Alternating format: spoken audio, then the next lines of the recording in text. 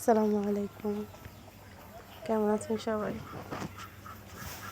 আমি আলহামদুলিল্লাহ ভালো আছি। এই তো আজ সকাল সকাল ঘুম থেকে উঠে কি রান্না করব ভাবতে ভাবতে এই গাছের বাইসানের নিচে আসলাম। কিছু ফলতা পেরে নিলাম। এই তো উপরে একটা ফুলতা ছিল, এটা পেরে নিলাম। আজকে একটা জালি পেরে নিচ্ছি, এটা রান্না করব। একটা ছোট আছে, এটাও পেরে নিব, কারণ ওটা আর বড় হবে না।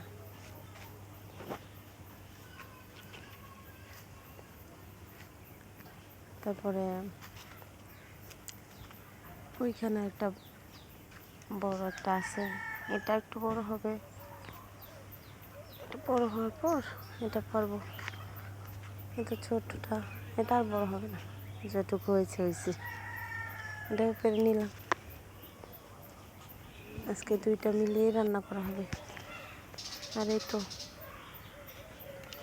গাছে কিছু বরবটি হয়েছে, দুধ গাছই বলি আমরা।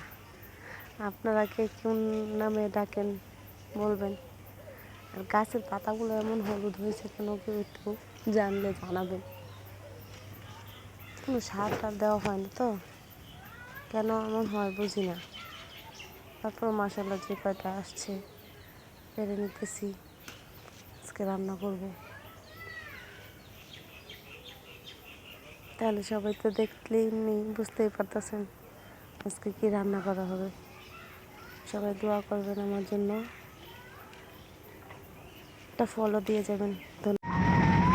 আর এই তো রান্না বান্না খাওয়ার পর ভিডিওতে রান্না করে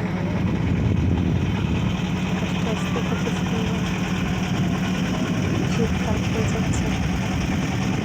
শীতের মৌসুম